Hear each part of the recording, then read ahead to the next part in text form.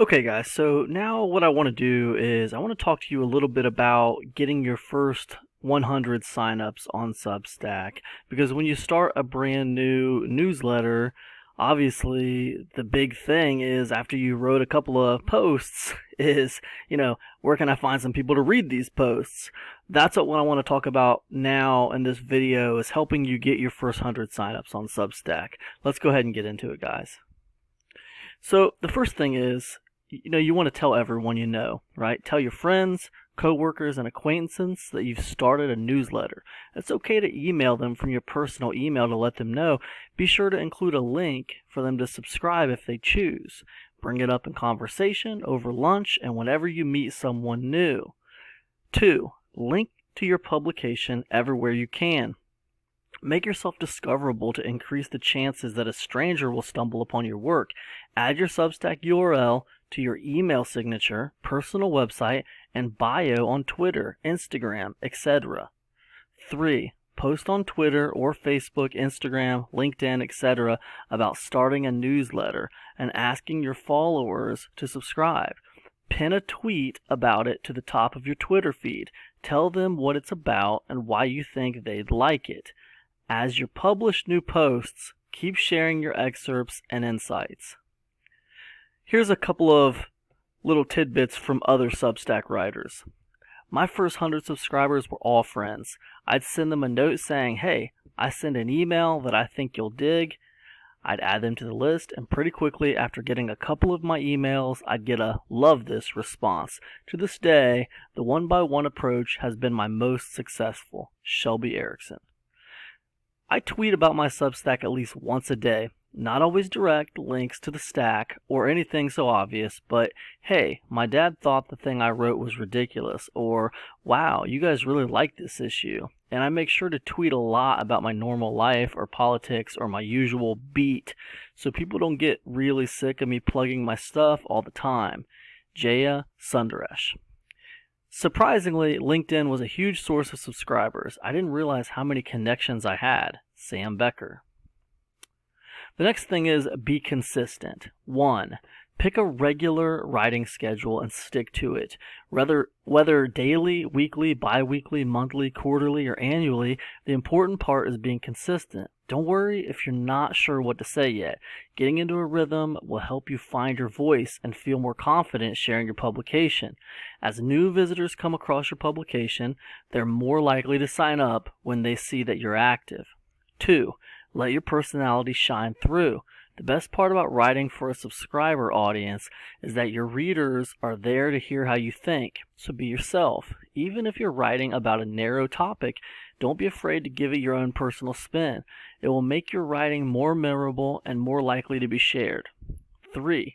Keep a good portion of your content free. At this stage, you're still trying to increase the chances that new readers will discover your writing. Paid publication is important, but if you're still building an audience, focus on building your free email list as a priority. The larger your free list grows, the easier it will become to get paid subscribers. From other Substack writers, I've made sure to publish regular posts and then post links to each issue on Twitter, Facebook, LinkedIn, and Instagram. On Twitter, I tag writers whose work I'm promoting and their pubs so they're aware of it. I include the link to the newsletter in my Twitter and LinkedIn profiles and my email signature. Vesna Jaksic Low.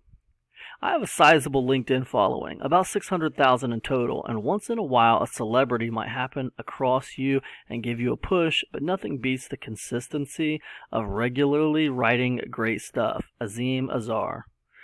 For endless metrics, my first 30 were just friends who asked pretty simply, oh, I'm starting this new project, would love to get your thoughts or insights, and if you hate it or if it's annoying, then it's easy to unsubscribe. The rest have come from hitting on certain topics that resonated more broadly and brought in a lot of new readers.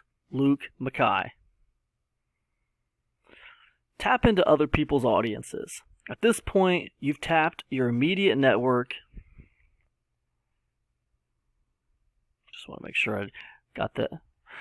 Tap into other people's audiences. At this point, you've tapped your immediate network and written a bunch of posts you're proud of. Now spread the word to people you don't know.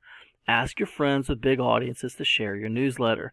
You're more likely to get a positive response if you give them something that's relevant to their followers that they feel good about sharing. Perhaps it's a specific post that covers a topic they care about deeply. If you don't know anyone with a big following, try cold emailing or DMing someone you admire whose audience overlaps with yours, and ask them a thoughtful question. Briefly introduce yourself by saying you write your .substack.com or just link to your Substack from your email signature. Chances are they'll get curious and click through. This also works if you're interacting with interesting people on social media. Make sure your Substack URL is in your bio. Don't be spammy. If you're genuinely thoughtful and curious, people will dig deeper on their own. 3. Tell people when you write about them. People like to read about themselves. If you write about someone with an audience, tag them in your tweets or posts. Aim for people who are a little bit more well-known than you.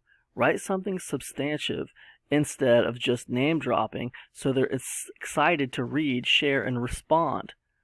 Go to events, meetups, conferences, dinner parties attended by your target audience. If you write about knitting, go to a knitting group. If you write about soccer, go to a soccer club. When you RSVP to an event, list your Substack URL as your affiliation and add it to your name tag. If you have a great conversation with someone at the event, mention your publication and perhaps even gently suggest they check it out. 5.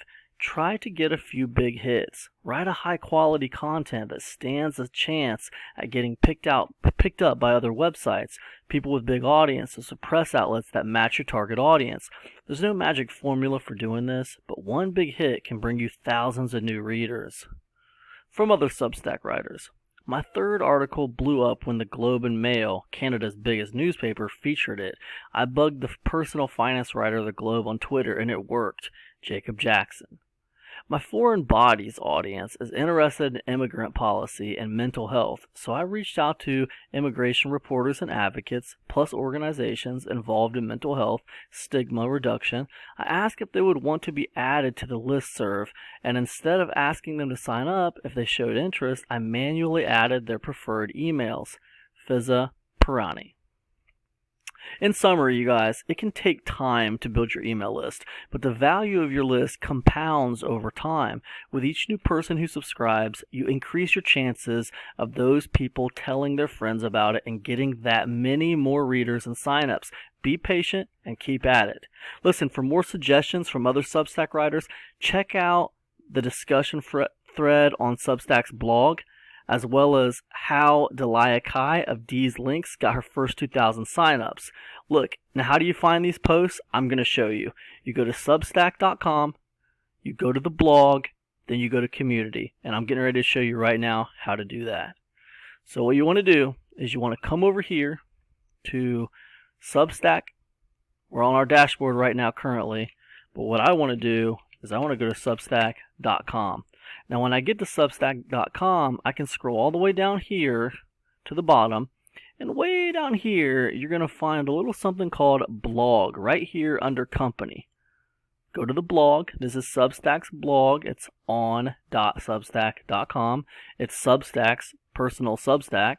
And what you want to do is you want to go to the community section. Now on this community section, you're going to find a lot of really cool stuff being talked about that has to do with Substack and getting better. Those posts that were mentioned in the slideshow, you can find very easily by clicking down here on See All. And when I click on See All, I'm going to get everything that they have posted in their community discussion thread. There's this one. Comments on how Delia Kai grew D's Links from 0 to 2,000 signups. And if I scroll down a little bit further, I'm going to find a post called Tell Us, How Did You Get Your First 100 Subscribers? Click on that, and you're going to have a ton of people here talking about how they got their first 100 subscribers. Pretty awesome. Pretty helpful, and I hope it's helped you. That's it for this one, guys, and I will see you in the next video.